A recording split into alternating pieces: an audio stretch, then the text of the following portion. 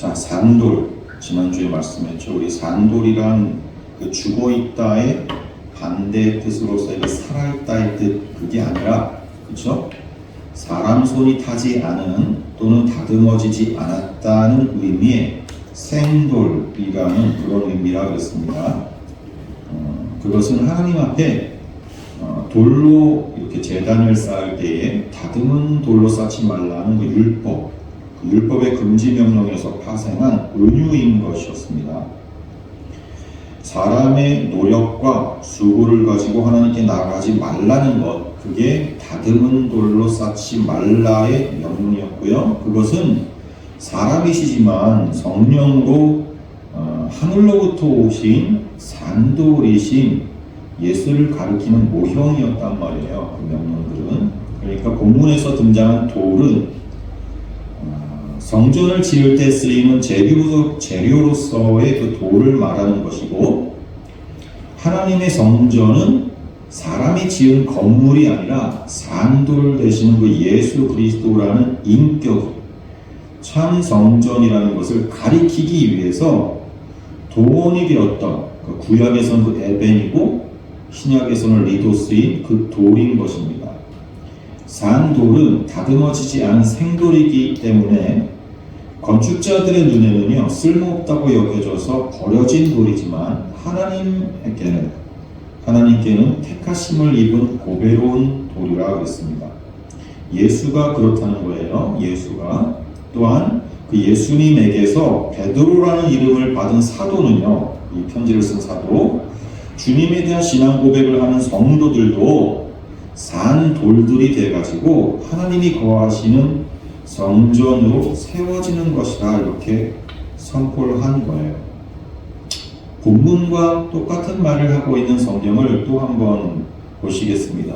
에베소서에 있는 말씀이죠. 에베소서는 교회론에 대해서 설명한 바울의 서신이죠. 에베소서 2장 20절부터 21절 같이 함께 보겠습니다. 시작. 너희는 사도들과 선지자들의 터 위에 세우심을 입은 자라. 그리스도 예수께서 친히 모퉁이 돌이 되셨느니라. 그리 안에서 건물마다 서로 연결하여 주 안에서 성전이 되어가고, 너희도 성령 안에서 하나님이 거하실 처소가 되기 위하여 그리스도 예수 안에서 함께 지어져 가는가. 4장 11절부터 16절도 같이 보겠습니다. 시작. 그가 어떤 사람은 사도로, 어떤 사람은 선지자로, 어떤 사람은 복음 전하는 자로, 어떤 사람은 목사와 교사로 삼으셨으니, 이는 성도를 온전하게 하여 봉사일을 하게 하며 그리스도의 몸을 세우려 하시리라. 우리가 다 하나님의 아들을 믿는 것과 아는 일에 하나가 되어 온전한 사람을 이루어 그리스도의 장성한 분량이 충만한 데까지 이르리니, 이는 우리가 이제까지 어린아이가 되지 아니하여 사람의 속임수와 간사한 유혹에 빠져 온갖 교훈의 풍조에 밀려 요동하지 않게 하려 함이라. 오직 사랑 안에서 참된 것을 하여 범사의 그에게까지 자랄지라. 그는 머리니 곧 그리스도라. 그에게서 온몸이 각 마디를 통하여 도움을 받음으로 연결되고 결합되어 각 지체의 분량대로 역사하여 그 몸을 자라게 하며 사랑 안에서 스스로 세우느니라. 결국 이 모든 말씀들은요, 교회의 존재론에 관한 정의가 된다 그랬습니다. 교회는 산돌이신 예수를 머릿돌로 해서 산돌들인 성도들이 함께 세워나가는 것입니다. 교회는 비록 세상에서는 쓸모없는 곳으로 버려지지만 하나님께는 선택을 입은 보배로운 존재다라는 거죠. 이게 교회의 존재론에 대한 내용이에요. 여러분, 한 사람 한 사람이 바로 그 교회란 말이에요. 오늘은 교회의 존재론을 다룬 지난주에 이어서 이제 교회의 기능론에 대해서 말씀을 이어간다고 예고했었죠. 산 돌들이 되어가지고 거룩한 성전으로 세워지는 교회는 그렇다면 무슨 기능을 하느냐는 거죠. 5절 하반절에 그러죠. 5절 말씀 다시 한번 보겠습니다. 5절 전체를 같이 봅니다. 시작. 너희가 산돌같이 신령한 집으로 세워지고 예수 그리스도로 말미암아 하나님이 기쁘게 받으실 신령한 제사를 드릴 거룩한 제사장이 될지니라. 이 5절 말씀, 요 5절 말씀은 두 개의 문장이 합쳐진 겁니다. 하나는 신령한 집으로 세워진다. 그리고 또 하나는 거룩한 제사장이 될지니라. 그렇게 둘로 나눌 수 있는 문장이요, 하나로 이렇게 합쳐진 거예요. 제일 앞에 너희도 산돌같이, 이것은 그 두 문장 모두에 걸리는 말이에요. 그러니까 너희도 산돌같이 신령한 집으로 세워지고, 또 너희도 산돌같이 거룩한 제사장이 될지니라, 그러는 거예요. 나머지 단어들은 이 두 문장에 붙는 수식어들입니다. 두 번째 문장에 주로 붙는 수식어들이죠. 자, 첫 문장인 신령한 집으로 세워지고, 이거는 지난주에 다룬 교회의 존재론에 해당하고요. 두 번째 문장이 오늘 다루게 될 교회의 기능론에 해당한단 말이에요. 신령한 집은 오이코스 프리마티코스, 그걸 번역한 건데, 베드로가 인용을 한 구약의 그 성경 본문들도 그렇고요. 또 이 본문에 사용된 단어들, 이 본문에 선택이 된 그 단어들의 특성을 보면 그게 성전을 말하는 거예요. 그 오이코스라는 게 그냥 집이 아니라 성전. 그러니까 성령의 전, 오이코스 프리마티코스 그랬으니까 성령의 전이라고 옮기는 게 더 자연스러웠단 말이에요. 성령의 전. 너희도 산돌같이, 이게 예수님처럼이란 뜻이죠. 성령의 전으로 세워지고, 그러고 나선 거룩한 제사장이 될지니라, 그러면서 성령의 전으로 세워진 교회는 건물이 아니라 그랬습니다. 성령의 전으로 세워진 성도들이 이제 또 거룩한 제사장이 될지니라, 그런 거예요. 제사장이 되라니, 여러분, 이게 뭐 구약시대로 다시 돌아가라는 건가요? 제사장? 아닙니다. 이 거룩한 제사장을 수식하고 있는 그 말들을 잘 보면 구약의 제사장을 말하는 게 아니다라는 걸 알 수가 있단 말이에요. 그 앞에 수식하는 말이 뭐가 있어요? 거룩한 제사장 앞에 뭐라고 수식하고 있어요? 하나님이 기쁘게 받으실 신령한 제사를 드릴, 그렇죠? 그렇게 말하고 있어요. 우선 여러분, 구약의 제사장들은 하나님을 기쁘시게 하는 제사를 드리지 못했어요. 그래서 히브리서에서 우리가 공부했었잖아요. 참 대제사장으로, 그래서 주님이 오신 거라고 했단 말이에요. 구약의 제사장들은 결코 하나님을 기쁘시게 한 일이 없었어요. 왜냐하면 그건 물론 제사장들 자체에도 죄인이라는 한계가 있었기 때문이기도 했지만, 제사장들도 다 죄인이니까 그런 한계도 있었기 때문이기도 했지만, 무엇보다도 그들이 바친 그 제물에 문제가 있었어요. 그 제물들은 하나님이 받으시는 제물이 아니었단 말이에요. 하나님이 원하시는 제물이 아니었어요. 하나님이 받으시는 제물은요, 딱 하나예요. 그냥 딱 하나. 예수라는 제물. 여기 본문에 신령한 제사라고 번역한 단어가요, 프리마티카스 뒤시아스라는 단어거든요. 이 뒤시아스는요, 제물이라는 뜻입니다. 제물. 그러니까 신령한 제사, 이게 아니고 하나님께 바쳐지는 희생제물. 그러니까 정확하게 옮기려면 이 프리마티카스 뒤시아스는 영적인 제물 또는 영에 속한 제물, 그렇게 옮겨야 되는 거예요. 이건 예수를 가리키는 거란 말이에요. 예수를 가리키는 거예요. 이 제물은 하나님이 기뻐하시는 제물은 구약시대에 바쳐졌던 그 수많은 동물들이 아니에요. 그 동물들의 그 제물들, 그것들이 모형하고 있었던 진짜 제물은 하나님께서 스스로 준비하신 예수라는 제물이란 말이에요. 예? 제물은 하나님께서 마련하신 제물을 하나님께 드려야 되는 거예요. 그게 모리아산에서 보여주었던 그 여호와 이레의 뜻이잖아요. 예? 우리가 하나님 앞에 거룩한 제사장이 되었다라는 건 우리와 하나님 사이에 이제는 다른 제사장이 필요 없게 되었다는 걸 말하는 거예요. 내가 제사장이니까 이제 내가 하나님 앞에 나가면 되잖아요. 그걸 얘기하는 거예요. 우리가 거룩한 제사장이라고 하니까 다른 제사장에게 의지할 필요가 없어졌다는 말인 거예요. 우리 각자가 이제 제사장의 자격으로 하나님 만날 수 있는 자격으로 하나님 앞에 나아갈 수 있게 되었다는 걸 말하는 거예요. 그래서 종교개혁자들이 이 구절을 근거로 해가지고 많은 제사장론을 말했던 거예요.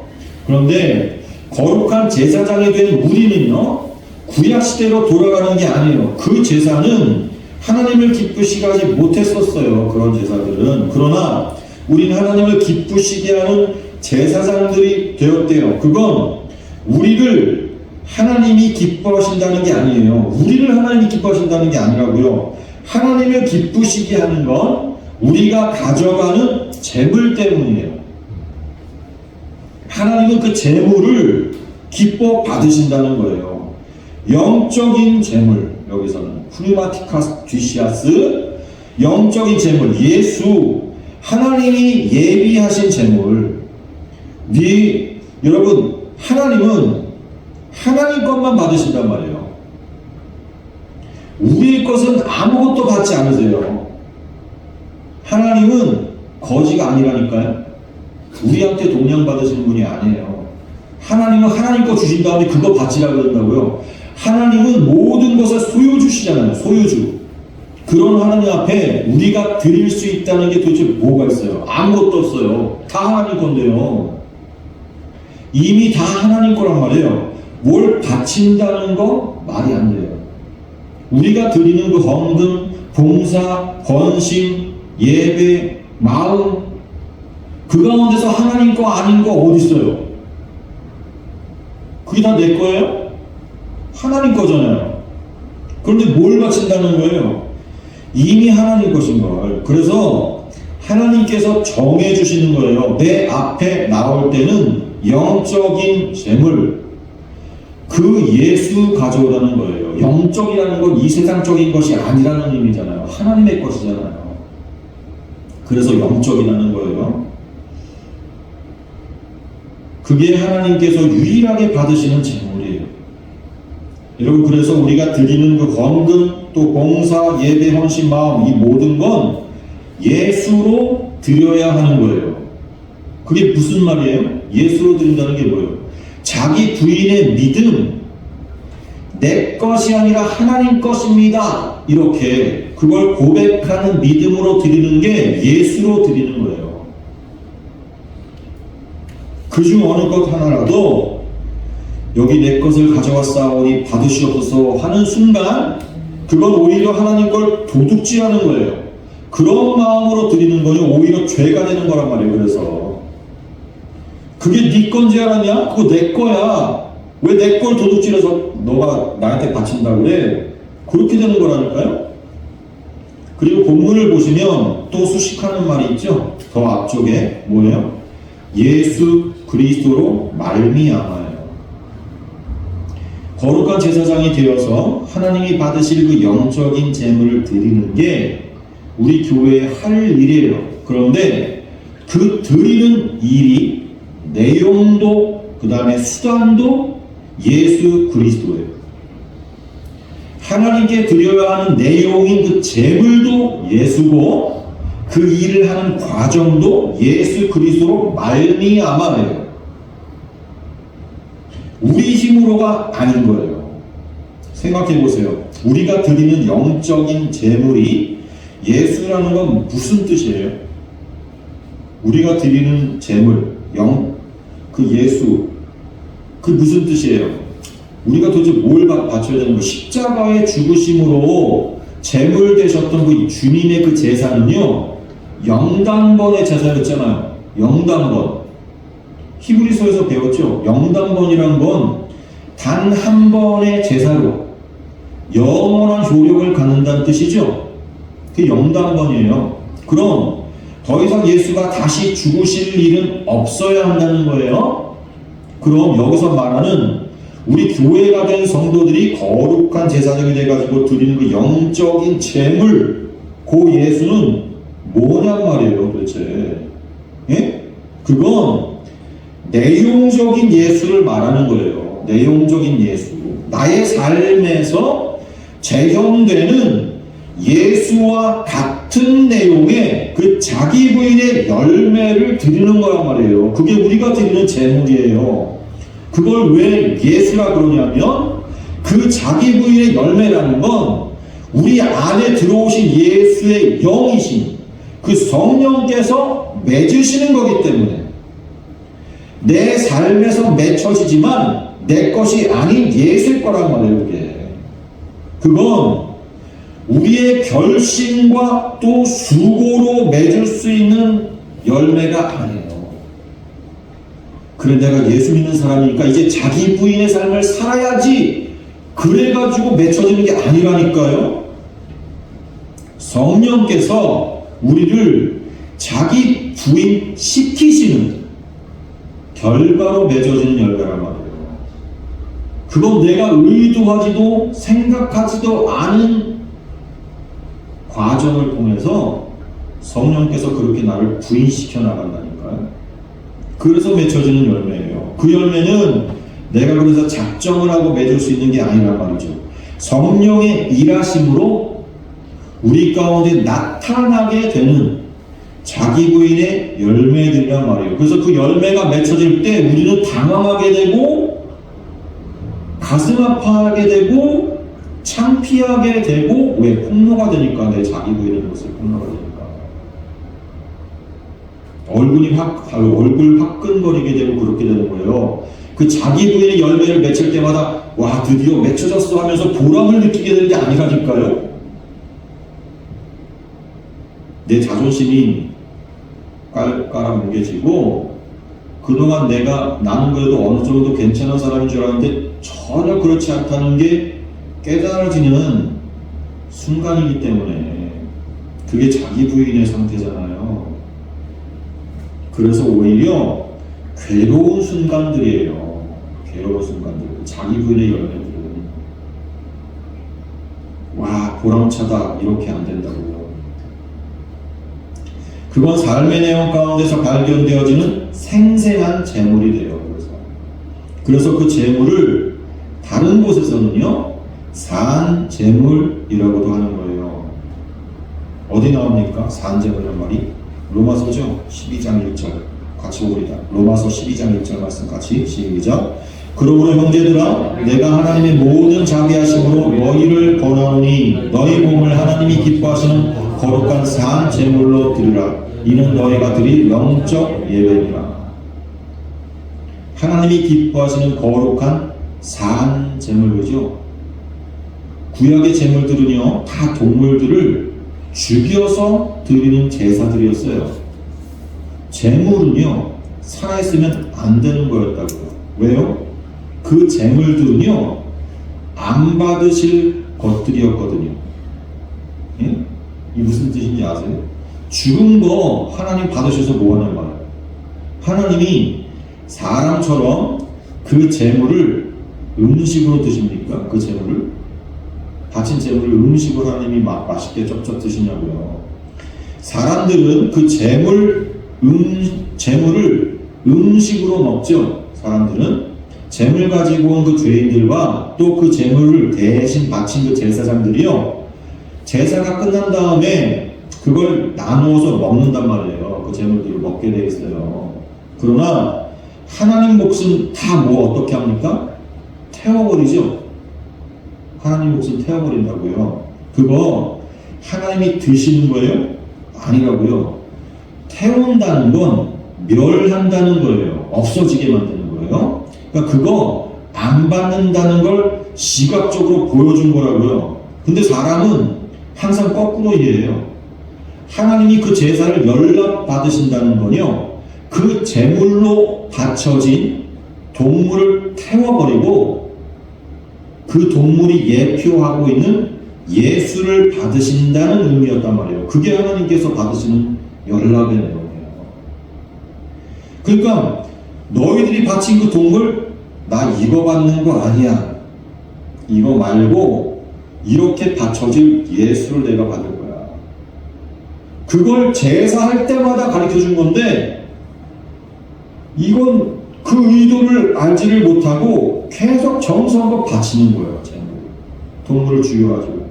그걸 하나님께서 기뻐 받으신다고 생각하고. 그러니까 선지서에서 그러잖아요. 내가 그 동물 태우는 그 냄새가 내가 향기로워서 그거 받는 줄 아냐? 그러잖아요. 왜 그렇게 못 깨닫느냐? 재물을 드려서 하나님이 받으신다는 건 그 재물을 하나님 쪽으로 옮겨져서 하나님이 취하신다는 것 뜻하는 거거든요. 제단을 통해서 하나님께 드려지면요, 하나님께 속하게 되는 거예요. 그거 사람이 다시 가져가서 쓰면 안 되는 거예요. 하나님께 바쳐진 건 사람이 다시 쓰면 안 된다니까요. 그럼 하나님 거 도둑질하게 되는 거기 때문에 죽어야 되는 거예요. 아간이 그래서 죽은 거잖아요. 아간. 여리고성이 그 하나님께 바쳐진 물건들 중에서 신화의상 외투 한 벌, 그리고 은과 금덩이, 그걸 꼽으쳤다가 죽었잖아요. 감히 하나님께 속한 것을 도적질한 죄예요. 그런데 진짜 하나님이 받으시는 거라면 죽은 것 아닌 산 걸 받으신단 말이에요. 그래서 예수가 바쳐졌을 때 하나님이 받으시고 자기에게 속하게 하시려고 자기 편으로 이렇게 옮겨 놓으시려고 다시 살리신 거예요. 재물 대신 그 예수를 다시 살렸단 말이에요. 하나님 편에 속하도록 받으신 재물이 예수란 말입니다. 예수. 다른 건 다 태워서 없애버렸지만 제물로 바쳐진 예수는 다시 살렸다니까요. 받으시기 위해서. 죽여서 태워 멸하신 게 아니에요. 죽어서 무덤에 썩어지게 버려두지 않으셨단 말이에요. 다시 살리셔서 하나님 나라로 옮기신 거예요. 진짜 받으신 거라고요. 우리도 우리 삶 속에 재현되어지는 그 예수를 산 제물로 드리는 거예요. 그거 하나님이 태워버리지 않고 받으신다. 교회는 거룩한 제사장 되어가지고 그 일을 하는 거예요. 그게 우리 교회가 드릴 영적 예배예요. 무슨 말이에요? 교회된 우리 한 사람 한 사람이 우리의 삶 가운데서 성령님이 부인시켜 가실 때 그걸 제물로 하나님께 드리는 거라니까요. 그게 우리 교회가 드릴 영적 예배. 로마서의 말씀, 우리가 읽었던 방금 마지막에 나오죠? 이는 너희가 드릴 영적 예배니라. 우리가 그렇게 예배 드리는 거예요. 이 시간에 지금 찬송하고 기도하고 말씀 듣고 이것이 우리가 예배라고 이름을 붙였지만 이것이 아니라 실제 예배는 뭐예요? 이 말씀을 이해하고 듣고 아멘으로 화답해서 우리 삶 가운데서 성령님께서 부인시켜 가실 때 바로 이게 하나님께서 일하시는 나를 부인시켜 가시는 하나님의 일하시는군요. 괴롭지만 받겠습니다. 아멘 하면서 받는 거, 그게 우리가 드리는 영적 예배야. 그리고 교회의 또 다른 기능에 대해서 말씀을 하거든요. 그건 예수의 기능이었어요. 동일하게. 그런데 이제 예수와 교회는 하나로 연합된 존재죠. 그러니 예수의 기능을 교회가 똑같이 기능하는 거예요. 그냥 교회가 할 일은 다른 거 생각할 것 없이 예수께서 무슨 일을 하셨나 생각하면 그게 교회 할 일이에요. 6절부터 8절입니다. 베드로서 2장 6절부터 8절 말씀 같이 한번 봅니다. 시작. 성경에 기록되었되 보라 내가 택한 보배로운 모퉁이 돌을 시온에 두노니 그를 믿는 자는 부끄러움을 당하지 않으리라 하셨습니다. 그러므로 믿는 너희에게는 보배이나 믿지 아니하는 자에게는 건축자들이 버린 그 돌이 모퉁이의 머릿돌이 되고 또한 부딪히는 돌과 걸려 넘어지게 하는 바위가 되었다 하느니라. 그들이 말씀을 순종하지 아니하므로 넘어지나 이는 그들을 이렇게 정하신 것이다. 시작이요. 이 말씀의 시작이 성경에 기록되었으되 그러죠. 이 6절, 7절, 8절의 말씀은 구약 성경 가운데에서 세 군데나 인용을 하고 있어요. 구약 성경 세 군데에서 끌어온 인용된 성경이에요. 6절은 이사야 28장, 그리고 7절은 시편 118편, 22절에서 그 다음에 8절은 이사야 8장에서 인용한 거예요. 차례로 보겠습니다. 인용된 구약 성경들 이사야서 28장 16절, 시편 118편 22절, 이사야서 8장 14절부터 15절 이어서 쭉 읽겠습니다. 시작. 그러므로 주 여호와께서 이와 같이 이르시되 보라 내가 한 돌을 시온에 두어 기초를 삼았노니 곧 시험한 돌이요 귀하고 견고한 기초돌이라 그것을 믿는 이는 다급하게 되지 아니하리로다. 건축자가 버린 돌이 진보틈의 머릿돌이 되었나니 그가 성수가 되시리라. 그러나 이스라엘의 두 집에는 걸림돌과 걸려 넘어지는 반석이 되실 것이며 예루살렘 주민에게는 함정과 올무가 되시리니 많은 사람들이 그로 말미암아 걸려 넘어질 것이며 부러질 것이며 덫에 걸려 잡힐 것이니라. 자, 이 인용구들은 한결같이 예수에게서 성취가 된 현실들입니다. 예수가 오셔가지고 어떤 일이 벌어졌냐면 하나님께 속한 자 또 그렇지 않은 자들이 각 드러난 거예요. 예수가 오자 그렇게 하나님에 속한 자, 속하지 않은 자가 드러나게 됐어요. 믿는 자와 믿지 않는 자가 그렇게 구별이 되고 드러나게 되는 거예요. 모퉁이돌과 또 머릿돌의 역할을 하신 예수를 믿는 자들은 그에게 붙어가지고 거룩한 성전으로 세워져 가고요. 반대로 그를 믿지 않는 자들은요, 예수가 부딪히는 돌과 걸려 넘어지게 하는 바위에 기능한다는 거예요. 그러나 그건 예수가 그렇게 만드는 게 아니라 그들이 말씀을 순종하지 아니함으로 그러잖아요. 그래서 넘어지는 것이라고 그래요. 그들이 말씀을 순종하지 아니함으로 넘어진다.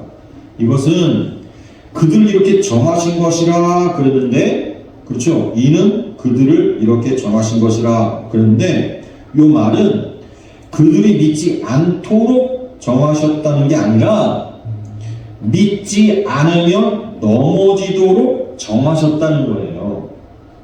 예?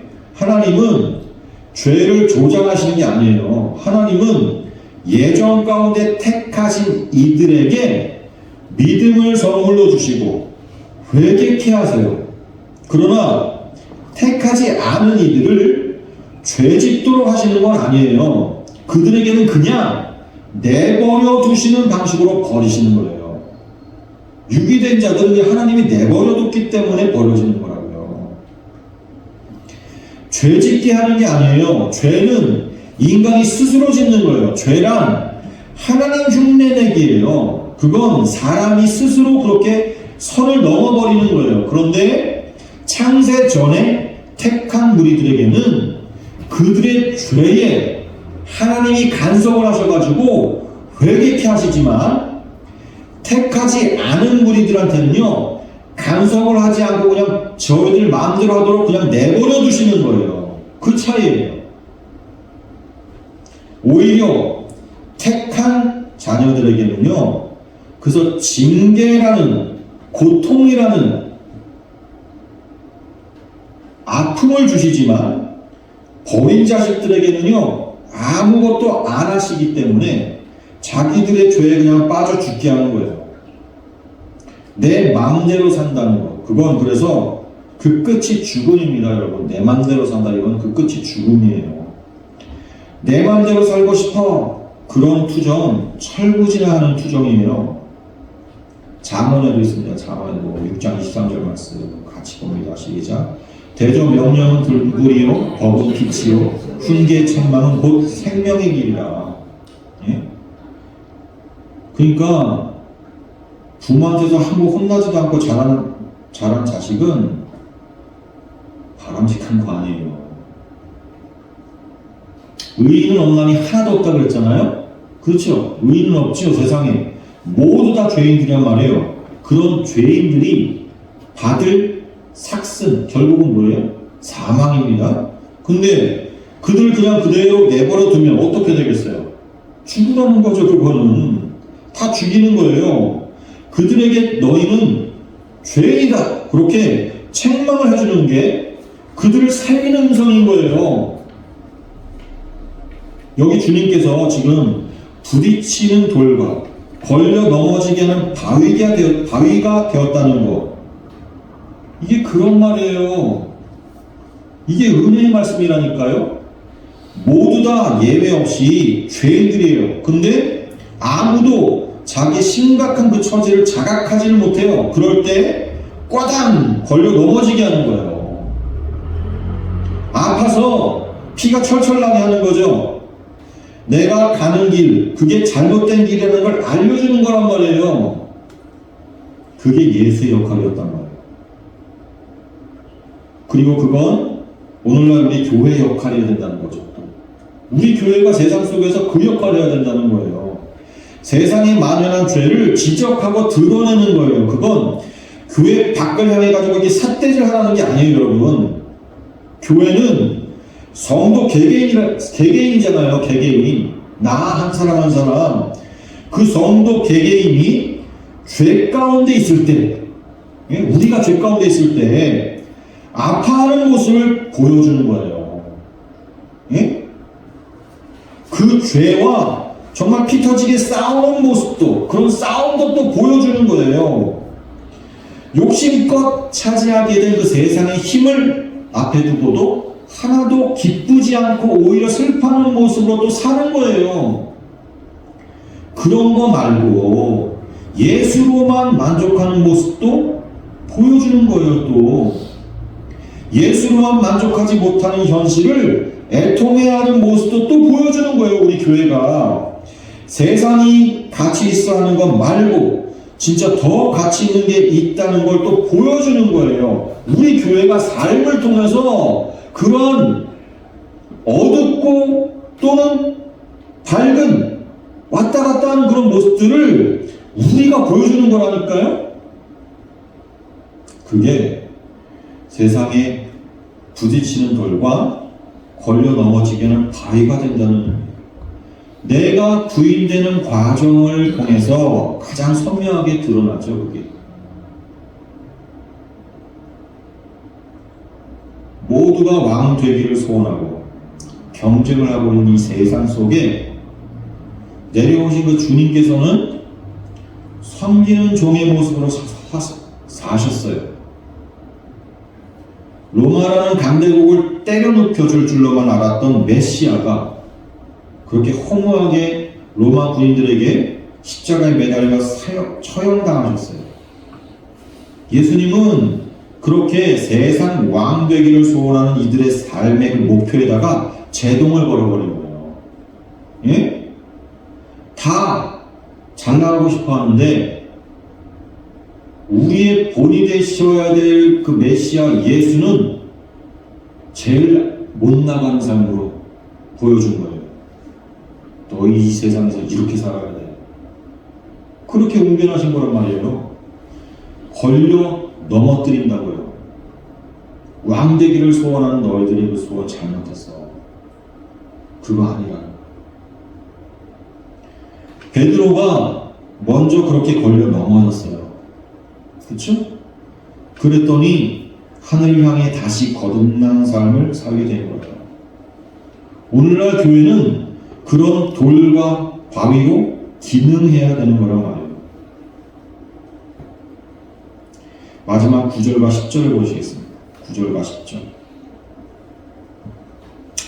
같이 다시 한번 읽죠. 시작. 그러나 너희는 택하신 족속이여 왕같은 제사장들이여 거룩한 나라여 그의 소유가 된 백성이니 이는 너희를 어두운 데서 불러내어 그의 기이한 빛에 들어가게 하신 이의 아름다운 덕을 선포하게 하려 하심이라. 너희가 전에는 백성이 아니더니 이제는 하나님의 백성이요 전에는 긍휼을 얻지 못하였더니 이제는 긍휼을 얻은 자니라. 자, 끝내 말씀에 순종하지 않은 자로 남아있지 않고 넘어짐을 경험한 다음에 이제는 하나님 앞에 순종하는 자로 나오는 자들, 그들이 성도들인 거예요. 그들이 바로 교회입니다. 9절과 10절은요 그러한 교회의 정체성에 대해서 확인시켜주는 말씀이에요. 새로 거듭난 이들. 요 말씀을 쭉 읽으면 뭐가 먼저 눈에 들어와요? 우리는 자동적으로 택하심 받은 족속, 또 왕같은 제사장, 거룩한 나라, 그의 소유된 백성이란 이런 황홀한 칭호들에 사로잡히게 되거든요. 하지만 요 구절에서 주 동사는요, 선포하게 하려 하심이라. 엑상게이레테, 이게 이제 기본형 엑상겔론인데, 선포하다. 다른 모든 설명들은요, 요 선포를 위해서 있다는 뜻이에요. 이 구절의 핵심은. 이게 교회의 또 다른 기능이에요. 너희를 어두운 데서 불러내가지고 그의 기이한 빛에 들어오게 하신 이의 그 아름다운 덕, 그걸 선포하게 하게 하십니다. 엑상겔로. 하나님께서 우리에게 베푸신 구원, 그걸 선포하는 거예요.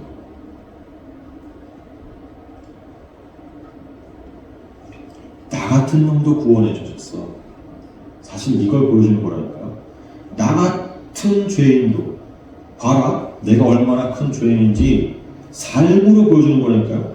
내가 얼마나 미련한 자인지, 내가 얼마나 자격 없는 자인지 내 모습을 좀 봐. 그런데 나도 구원받았어. 그걸 선포하는 거라니까요. 예수 믿고 내가 이렇게 변했어. 그거 자랑하는 게 아니고 그건 내 자랑이죠. 그렇게 되면 어떻게 돼요? 아, 저렇게 훌륭한 사람이기 때문에 하나님이 구원하시는구나, 이렇게 되잖아요. 그러니까 내 자랑하면 안 된다니까요. 그러니까 교회에서 막 자기 간증하는 거 잘못된 거예요. 이래서 내가 막 성공 사례 발표하죠. 내가 예수 믿고 이렇게 됐고, 이렇게 커졌고, 이렇게 부자 됐고, 이렇게 훌륭한 사람 됐고, 이렇게 칭찬받는 사람 됐고. 아, 속에서 나쁜 말 하려고. 그게 다 나쁜 짓이에요. 그거는. 그거 복음을 얘기하는 게 아니에요. 죄인을 부르러 왔다 그랬잖아요. 그러면 하나님께서 부르신 사람들의 집단이 뭐예요? 죄인들의 집단이에요. 죄인들로 비춰져야 돼요. 그럼에도 하나님께서 구원시켜 주셨다는 걸 세상에 선포하는 게 우리들의 삶이란 말이에요. 그래서 우리들의 나약한 모습, 자기 부인돼서 부서진 모습, 쪼그라든 모습, 그런 게 드러날 때 오히려 하나님께서 영광 받으십니다. 또한 이어진 10절은요, 이 주동사, 이 엑상겔로 구절이고 주동사의 보충으로서 구절에서 열거한 그 여러 신분들이 서로 택하심 받은 존귀한 것이라도 긍휼을 입어서 된 거라는 걸 확인해서 강조하고 있어요. 그렇죠? 하나님께 택함 받고 그 보배로운 사명을 받은 게 결코 스스로 잘나서 된 게 아니라는 말씀이잖아요. 오직 하나님의 긍휼하심을 입은 까닭이라는 걸 절대로 잊지 말라는 당부인 셈이에요. 지금 10절 말씀은. 우쭐할 일이 아니라는 거예요.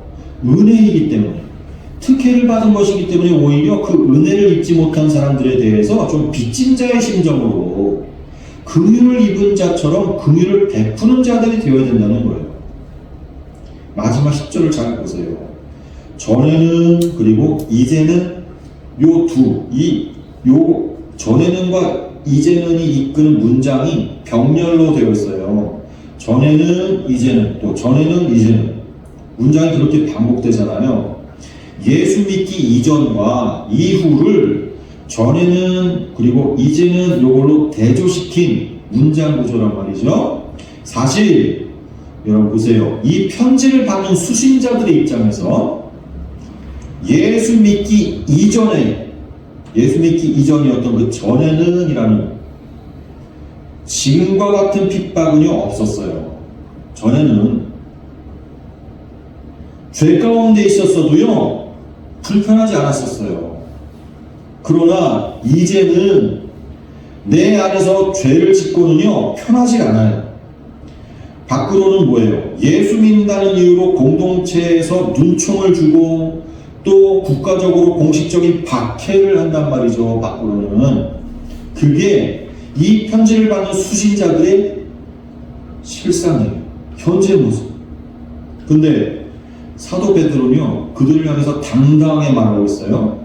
너희가 전에는 백성이 아니더니 이제는 하나님 백성이요.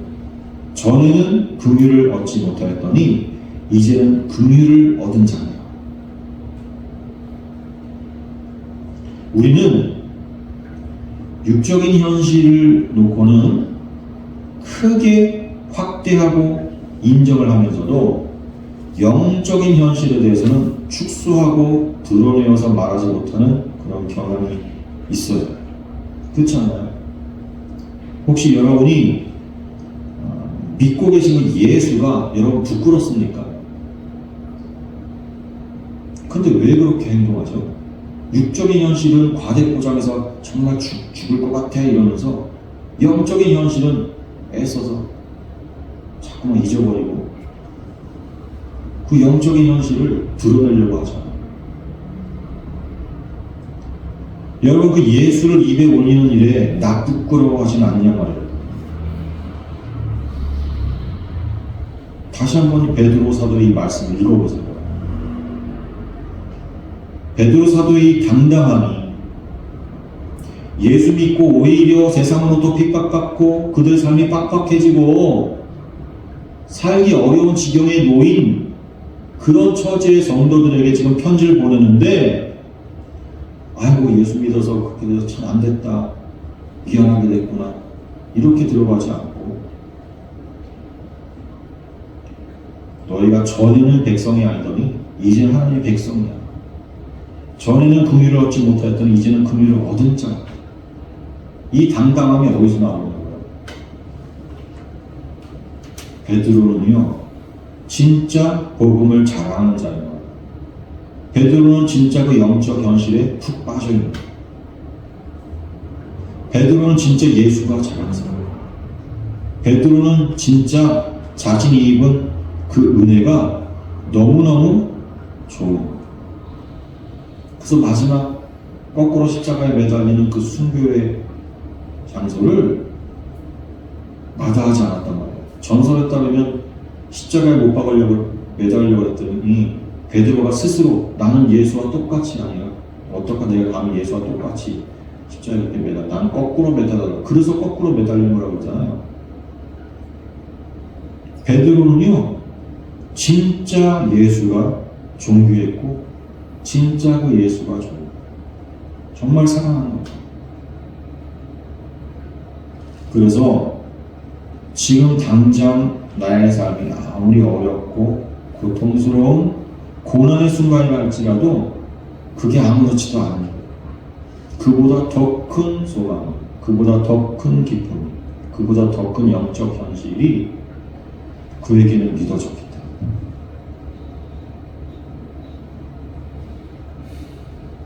여러분 교회인 나의 정체성을 분명히 하십시오. 이제는 교회로 세워주셨으니 교회의 기능을 하십시오.